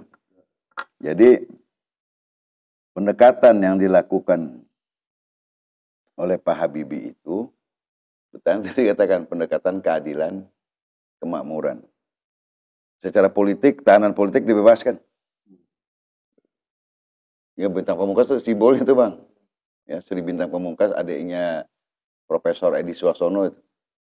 Kan paling keras itu dia tokoh P3 itu. Doktor Insinyur Sri Bintang Pamungkas itu. Itu ngelawan aja. Pak Harto dilawan. Di penjara dia. Ya udah nggak aneh di penjara dia. Dia udah baru di penjara. Sekarang dimusuhin lagi nggak aneh dia. Nah dikeluarkan. Terus Mukhtar Pakpahan, tokoh buruh, keluarin. Jadi artinya, jadi proses pembungkaman dicabut oleh Habibie. Nah, jadi artinya yang menjadi tuntutan reformasi itu dipenuhi. Ya kan ketuntutan kan tadi ada ketidakadilan, ada kezoliman. Ini sebenarnya beda tipis sama waktu Tritura dulu. Ya persoalan. Nah, cuma di sini ada satu yang nggak bisa luasa orang ngantem Pak Harto karena Pak Harto anti komunis. Karena walau bagaimanapun sebagian besar yang gerakan reformasi ini anti komunis. Walaupun ada yang tidak begitu keras hubungannya dengan komunis. Paham ini? Tapi yang jelas, nah bukan cuma itu. Silakan mau ngomong apa saja. Kata Pak Habibie. Rakyat bebas. Dibebaskan sebebas-bebas. Nih. Dan dia di orang ngomong apa, silakan aja. Jadi orang mau ngomong gimana? Iya tuh, dikasih keleluasan. Jadi akhirnya dia maki-maki Pak Harto, bukan dia. Jadi Pak Habibie ini muncul sebagai penyelamat NKRI. Makanya dalam konteks ini Habibie melihat kalau bicara soal semangat demokrasi, Pak Habibie layak disebut Bapak Demokrasi Indonesia. Ya kan kalau Bung Karno Bapak Proklamator, Pak Harto Bapak Pembangunan, Habibie ini Bapak Demokrasi. Karena Bapak Koperasi Bung Hatta. Nah, ada lagi yang lebih nyentrik yang dilakukan oleh Pak ini. Di desa-desa orang bingung karena nggak ada duit. Nah, dibikinlah KUT program. Ya, kredit usaha tani. Syaratnya asal proposal aja, ya cair. Lah ambak-ambakan lah duit. Ya. Ambak-ambakan duit mengalir ke desa-desa. Sangat mudah. Jadi waktu itu kaitannya dengan Bimas Inmas itu. Mau nanam jahe, mau nanam jagung, mau nanam apa, pokoknya palawija itu. Yang penting ada namanya KUT. Nah ini gagasan karena menteri juga, nah ini disebutnya kebijakan pro rakyat. Ya, ini bahasa resminya. Jadi Pak Habibie mengatasi situasi kacau itu, suasana pelik itu dengan kebijakan pro rakyat. Nah, didukung oleh konsep yang memang apa namanya tokoh pro rakyat itu, menteri koperasinya Adi Sasono itu. Wah, jadi kemana-mana nggak ketulungan banyak ya tuh. Pokoknya duit orang berkarung-karung bawa pulang duit ke desa. Jadi BRI bingung nih kenapa di los kayak begini. Jadi nggak pusing-pusing nyari itu dah. Nggak usah nyari aset penjamin nggak ada. Penjaminnya Adi Sasono sama Habibie. Nah, waktu itu Adi Sasono itu sekjennya ICMI. Ketuanya adalah, makanya orang mengatakan ini kabinet ICMI. Ada salah satu, kalau tidak salah dulu asistennya Pak Habibie itu, sekarang masih ada tuh. Yang sekarang jadi profesor tuh, Jimli Asidiki. Itulah asistennya Pak Habibie. Yang pernah jadi ketua umum ICMI juga. Nah, jadi Pak Ahmad Tirto itu ya. Itu tokoh-tokoh ICMI semua mendukung gerakan. Nah, jadi ambak-ambakan pokoknya tahun 1999 ya 98 99 OKUT di mana-mana. Ada yang nanam kapolaga, ada apa pokoknya jahe gajah apa. Yang penting intinya karena hakikatnya Adi Sasono itu mengatakan duit mengalir. Ya. Nah, ternyata bisa diredam itu kayak gitu. Nggak ada ribut-ribut lagi orang di desa itu. Nah, bahwa kemudian ada yang ngacu di lapangan itu apa namanya exception. Pemerintah maksudnya baik. Nah, orang yang ngaconya ini yang apa? Ya kelompok kriminal menunggangi KUT.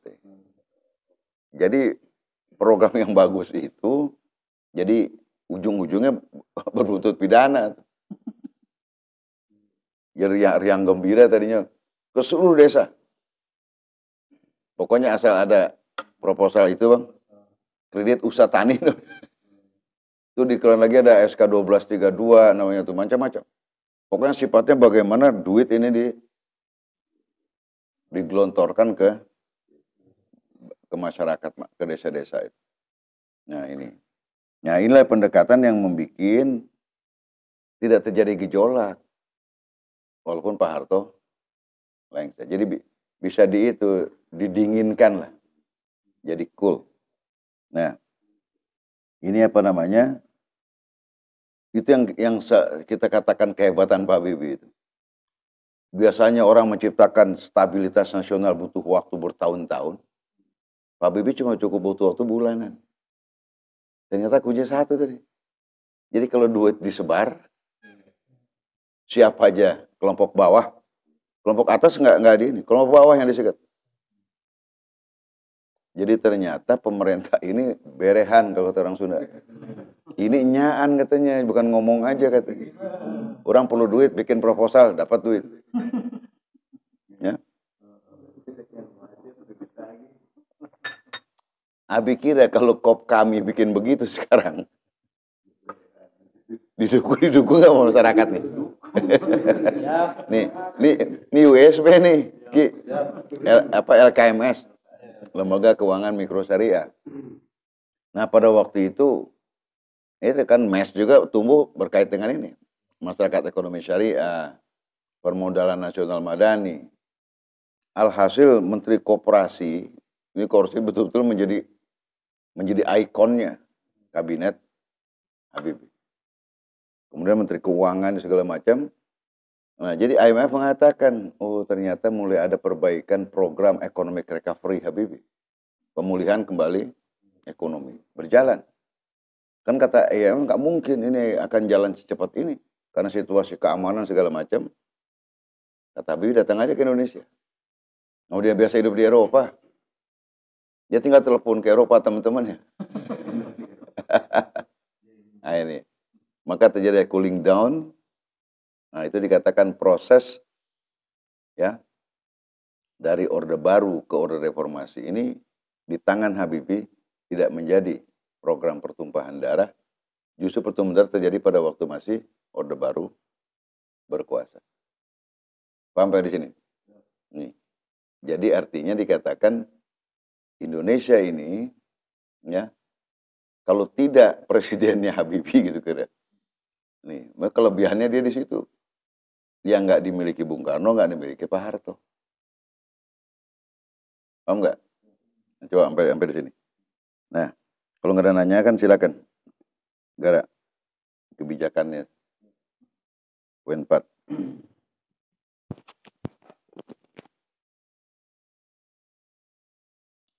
Kebijakan apa saja yang diambil Pak Habibie? Assalamualaikum warahmatullahi wabarakatuh. Waalaikumsalam warahmatullahi wabarakatuh.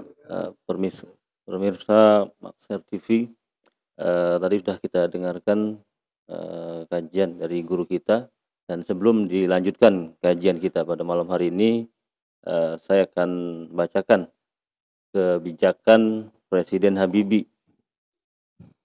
dalam melayani tuntutan reformasi. Presiden B.J. Habibie berusaha menguatkan sikap pro rakyat Ini tampak jelas melalui kebijakan di sektor koperasi dan UKM yang dikelola oleh Menkop UKM Bapak Hadi Sasono.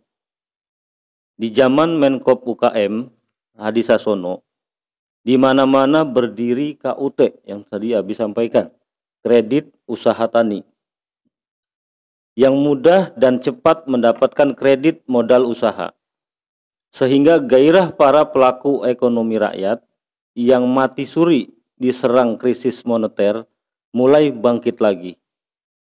Kebijakan yang baik ini kemudian menjadi masalah hukum disebabkan ulah oknum pengurus KUT yang tidak bertanggung jawab. Selain kebijakan pro rakyat di sektor perkoperasian, Habibie juga menerbitkan undang-undang anti monopoli, undang-undang persaingan sehat, undang-undang otonomi daerah, perubahan undang-undang parpol, dan sebagainya. Langkah-langkah yang ditempuh Habibie di bidang politik adalah memberi kebebasan pada rakyat untuk menyalurkan aspirasinya, sehingga banyak bermunculan parpol baru, yakni sebanyak 48 parpol.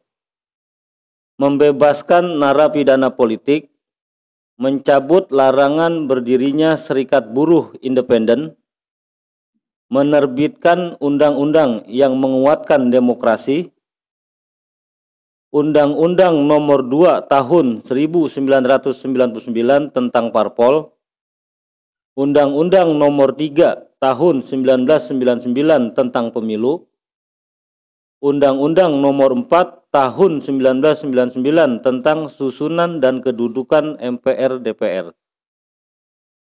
Selain undang-undang yang dinilai sangat demokratis, Habibie juga mendorong terbitnya TAP MPR yang pro rakyat, diantaranya 1.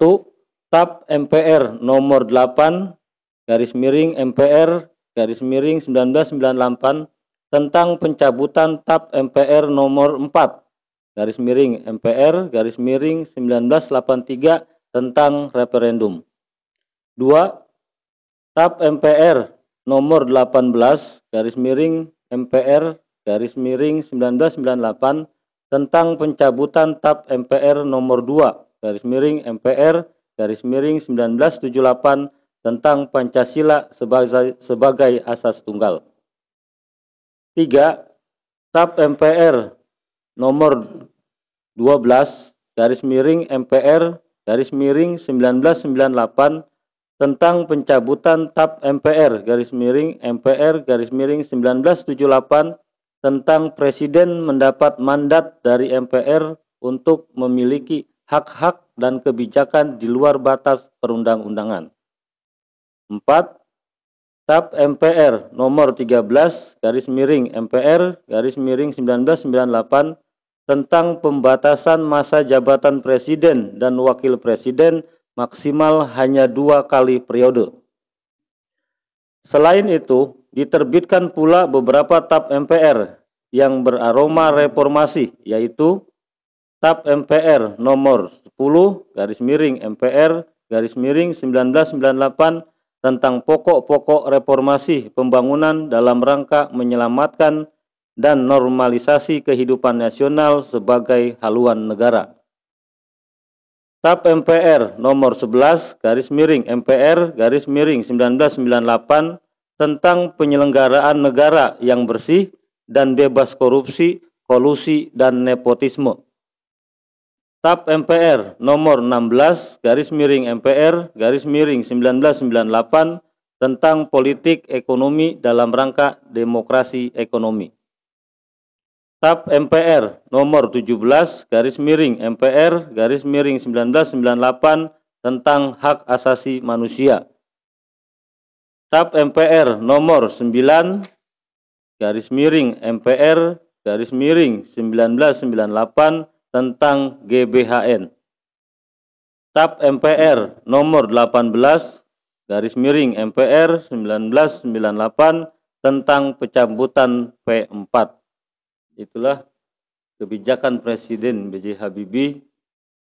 Dan untuk selanjutnya kita kembali kepada guru kita untuk melanjutkan kajian kita pada malam hari ini. Ya, dari saya, terima kasih. Assalamualaikum warahmatullahi wabarakatuh. Nah, jadi jelas kebijakan pro rakyat. Nah, itu mah dikatakan terjadilah demokrasi liberal. Jadi partai peserta pemilu 48 termasuk Partai Republik. Nih, jadi nih, di sini banyak waktu itu orang banyak yang menduga katanya Presidium Pro Republik cukup berperan serta secara aktif. Padahal itu cuma pendapat aja itu. Ya, tapi yang jelas Partai Republik dapat nomor 28 peserta pemilu. Nah, dan salah seorang kader Partai Republik menjadi anggota KPU. Pada waktu itu ketua KPU-nya Jenderal Rudi. Nah, kemudian Panitia Pemilihan Indonesia jadi sekjen Partai Republik, itu saudara almarhum Ahmad Yani Wahid menjadi anggota Panitia Pemilihan Indonesia. Nah, ini jadi orang ulang, wah. Sri Bintang Pamungkas juga menjadi anggota KPU. Jadi anggota itu paling banyak anggota komisaris KPU pada zaman itu. Nah, waktu itu Partai Republik diwakili di KPU oleh Buya ya, Dr. Kiai Haji Lukman Samro. Ya. Yang apa namanya? Itu anggota Presidium Nasional Forum Pro Republik. Ya. Itu ketuanya Halim.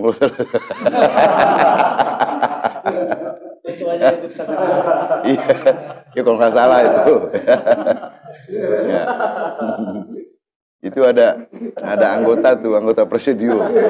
Lukman Samro, Yani Wahid, Faisal Biki, ya, dan Ruslan Arhab kalau tidak salah. Adiknya, ponakannya Saprudin Arhab, yang kemudian diminta oleh pendiri partai menjadi ketua umum DPP Partai Republik.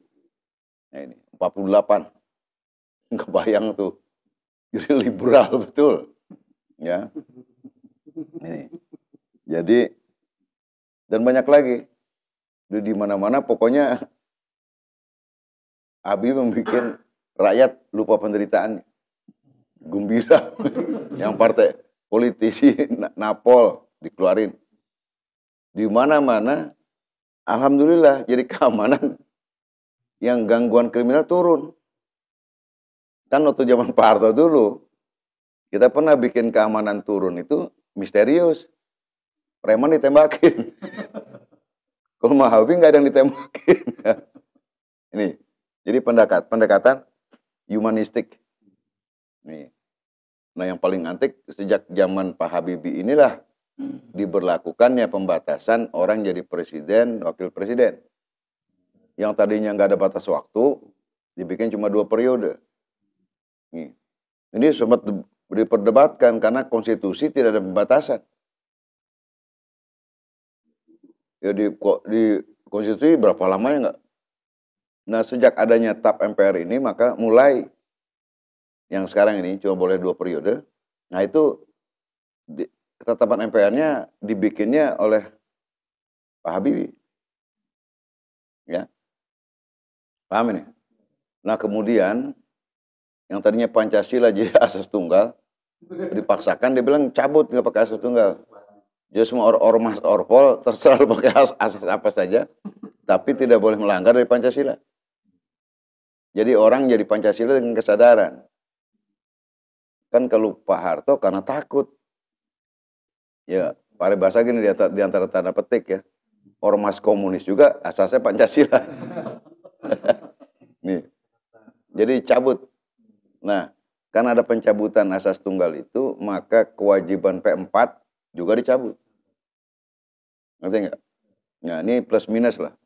Dampak daripada pencabutan ini terasa sekarang. Nah, kemudian kaitan dengan itu, di zaman Habibie nggak ada lagi pemeriksaan bersih lingkungan. Di zaman Orde Baru, kalau ada pernah aja keturunan PKI nggak bisa. Nggak bisa jadi DPR, nggak bisa jadi pegawai negeri, apalagi jadi tentara. Nah, zaman Habibie ini nggak ada itu. Ya, Karena menurut dia, orang-orang PKI itu sudah dihukum sesuai dengan kesalahannya. Jadi masa orang dibebasin dari penjara masih salah aja? Kan bukan benar logikanya. Ya, wah, bisa jadi pada waktu itu PKI juga mendukung Habibie. Nah, dia bilang apa? Ah, ini Islam. Tuh. Jadi pendekatan dia mengatakan yang dia terapkan adalah cara Islam. Karena Pancasila itu kata Pak Habibie nggak bisa dilepaskan dari norma-norma Islam. Nih, paham ya? Jadi keadaan tenang tuh itu. Tuh. Jadi rakyat demen. Ini biar lama ada Pak Habibie gitu. Nih, nah inilah. Jadi Habibie akan sampai closing statement nih di ujung ya. Jadi dari tadi sudah cukup jelas ya pointer-pointernya. Jadi kita lihat layak tidak Pak Habibie jadi presiden ini? Layak. Jadi bukan orang asal mengatakan dia jadi presiden kan di bawah bayang-bayang Pak Harto. Ternyata banyak dia lakukan tindakan yang nggak ada di zaman Pak Harto. Nih, jadi istilahnya apa? Ini presiden ya memimpin gaya pabrik pesawat terbang. Jadi nih, kalau zaman Orde Baru itu yang lepas landas, yang dekat sama yang punya kekuasaan. Yang lain rakyat ditinggal di landasan dah. Ya ngomongnya paket kayak gini. Kita terbang bareng-bareng. Kan dia terbang. yang lain di landasan. Tuh. Kalau Pak Habibie bilang enggak, kita terbang bareng-bareng. Tuh, paham nggak ini? Nah, jadi kalau terbang bareng-bareng nggak ada yang protes orang. Kenapa? Nggak merasa dibohongin. Ini yang kemarin katanya gue dibohongin, yang terbang lu kok enggak. Nih, jadi dalam teori apa? Economic growth, pertumbuhan ekonomi, kan ada yang ujungnya ada teori trickle down effect namanya. Kalau yang gede-gede udah pada mampu, udah pada kaya, nanti dia netesin nih zakat infak sodako. Ternyata pas udah kaya, dia lupa sama yang miskin. Paham nggak tuh? Jadi terjadi apa? Kalau sekarang kan terjadi social distancing ya, penjarangan. Kalau dulu ada economic distancing. Jadi sektor ekonominya yang jaga makin jurang ketidakmakmuran makin melebar. Nah, lewat kebijakan-kebijakan pro rakyat ini maka diyakini juga oleh berbagai peneliti dari negara-negara luar makin jadi hubungan antar golongan masyarakat. Jadi nggak terjadi konflik. Sementara PKI menginginkan adanya social konflik. Class and treats. Ya, teori pertentangan kelas. Nah, oleh Habibie dibikinnya bukan pertentangan kelas. Kelas yang atas nunduk yang di bawah. Nah, akhirnya apa? Yang bawah hormatin yang atas. Nah, kalau kayak begini jadi perangan. Aman jadi tentara bisa istirahat waktu itu. Lu ngerasain gak tuh? Bisa tenang. Tentara juga dikasih BLT. Nah, itu ya. Nah, ini yang apa namanya kebijakan yang ditempuh oleh Presiden Habibie itu ternyata bisa membuat perubahan ini tidak menimbulkan pertumpahan darah secara besar-besaran sehingga pemerintahan bisa jalan. Buktinya apa? Pemilu bisa dilaksanakan. Kan kalau kacau balau nggak mungkin ada pemilu. Ya, ini. Paham nggak ini? Nah, dalam suasana semacam itu, kata Pak Habibie, ini Timur Leste gimana? Kan minta kita referendum aja gitu. Bikin jajak pendapat, dia mau ngikut Indonesia atau dia mau merdeka sendiri. Dilepasin. Atau meren orang Timur Leste-nya minta merdeka. Paham tidak? Nah, ini yang menjadi konstruksi apa namanya dari kebijakan. Tapi buat rakyat nggak masalah itu. Tapi buat elit politik ini dianggap kesalahan besar Habibie. Nah, pada waktu itu ada argumen yang Pak Habibie berikan. Kita tidak cukup punya kemampuan APBN kita untuk juga menjamin ini. Karena cash in, cash out ini, jadi biar kita konsentrasi kepada daerah-daerah yang sudah menjadi bagian kita sesuai kemampuan keuangan kita. Nih. Nah yang kedua, ini yang dipakai pembukaan Undang-Undang Dasar, bahwa kemerdekaan adalah hak segala bangsa. Nih, tetap aja orang yang demennya Timur Leste masuk kemari, yang sudah punya bisnis di sana. Ini kita objektif ya, karena juga teman-teman gue banyak yang menolak ini. ya karena kita operasi Seroja apa di sana kan, banyak korban.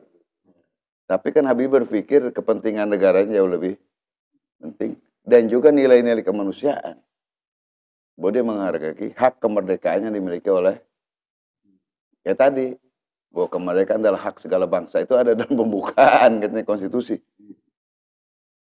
Orang bilang, wah ini walaupun nggak berdepan, nggak ngotot sama Habibie. Nah jadi akibat dari referendum itu dilaksanakan. Maka tanggal 30 ya Agustus tahun 1999 Timor Leste berdaulat merdeka. Jadi wah ini yang menjadi sumber bulan-bulanan orang yang tadinya, ini terutama golongan elit politik ya, mengatakan apa, ini Habibie gimana? Kita capek-capek ngambil itu, ya kan? Mulai tahun 74 dilepaskan. Nah, rupanya persoalan referendum ini mempengaruhi para politisi yang ada yang mengikuti sidang umum MPR tahun 99. Ini hasil pemilu ini. Nah, berdasarkan pertimbangan, walaupun bukan satu-satunya ya. Ya, kalau ditanya rakyat pasti dukung Habibie. Berdasarkan pengamatan tadi politisi mengenai lepasnya Timur Leste ini, maka pertanggungjawaban Habibie di dalam sidang umum ditolak oleh anggota MPR. Nah, karena ditolak, maka Habibie pada waktu itu pemilihan presiden masih di MPR. Ya. Maka Habibie konsekuen, dia tidak mencalonkan diri sebagai presiden. Dia bilang apa? Ya laporan bertanggung jawab ditolak, masa gue mesti maju lagi? Karena dia bertanggung jawab urusan, jadi dia bilang Timor Leste adalah tanggung jawab dia. Paham ini? Jadi gara-gara itu, maka MPR menolak pertanggungjawaban Presiden Habibie, dan dia memutuskan untuk tidak mencalonkan diri lagi dalam pemilihan presiden 99. Nah, berdasarkan itu ya, ini pada tanggal 20 Oktober 99 Presiden Habibie digantikan oleh Gus Dur sebagai Presiden RI keempat ya, yang ditetapkan sebagai presiden terpilih dalam sidang umum 99. Nih. Jadi dari apa yang semua kita uraikan, mungkin statement kita ya. Presiden RI ketiga B.J. Habibie ternyata bisa menstabilkan kehidupan nasional dalam waktu singkat. Betul tidak? Meskipun kondisi keuangan negara masih berada dalam tekanan krisis moneter. Sehingga proses adaptasi dari alam Orde Baru ke alam reformasi bisa dilalui dengan baik tanpa pergolakan dan pertumpahan darah. Tanpa gejolak sosial politik yang berkepanjangan. Namun demikian, sikap demokratis yang melekat pada keterbatasan B.J. Habibie sebagai seorang teknokrat profesional telah mengakibatkan Timor Leste berdiri sebagai negara merdeka yang berdaulat. Semangat pro-rakyat yang mewarnai gaya kepemimpinan Presiden Habibie tampaknya bisa membawa bangsa dan rakyat Indonesia keluar dari tekanan krisis multidimensi. Itulah sebabnya, walau menjabat cuma sesaat, tahun lebih, Profesor Dr. B.J. Habibie layak disebut sebagai Bapak Demokrasi. Berdasarkan pelajaran ini, nih, ini catatan buat KOP kami nih. Kalau KOP kami ingin melaksanakan fungsinya sesuai dengan Undang-Undang Koperasi, sesuai ada ART-nya, ini momennya. Ya. Jadi bukan cuma pemerintah yang harus memikirkan penderitaan rakyat, kita juga. Jadi kalau kita mikirin rakyat, kira-kira yang punya rakyat mikirin kita nggak? Nah, kalau kita nolong rakyat, kira-kira yang punya tuh rakyat nolong kita nggak? Nah, ini namanya la fatahna alaihim barakatim minas sama. Jadi artinya KOP kami mengurus rakyat, ya, pemerintah mengurus rakyat. Nah, tinggal dua nih, mau bersaing atau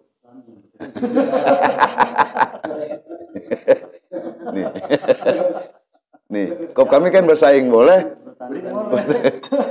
Nah, tinggal bersanding atau bersaing kan gitu. Gitu aja. Jadi kewajiban kita, amal bakti kita, ya karena kewajiban bagi umat Islam untuk mengurus saudaranya yang lain. Abi kira itu ya yang dapat Abi sampaikan pada malam hari ini. Mudah-mudahan dari kajian kita ini ada hal-hal pelajaran yang bisa kita ambil untuk menjadikan pemikiran kita dalam rangka mengurus negara kesatuan Republik Indonesia ini dengan cara-cara yang proporsional, yang profesional, semata-mata demi mempertahankan kedaulatan dan keberadaan negara kesatuan Republik Indonesia berdasarkan Pancasila dan UUD 45 yang sesuai dengan kitabullah dan sunnah Rasul yang nyata. Demikian saudara yang dapat Abi sampaikan. Mudah-mudahan ada manfaatnya kajian kita ini. Apabila dalam penyampaian Abi ada kata-kata yang salah, mohon dibukakan pintu maaf yang sebesar-besarnya. Kalau ada data yang keliru, kita akan koreksi. Demikian saudara, mudah-mudahan kita semua berada dalam rahmat dan barakah Allah Subhanahu wa taala. Nasrul minallah wa fatun qarib billahi fi sabilil haq.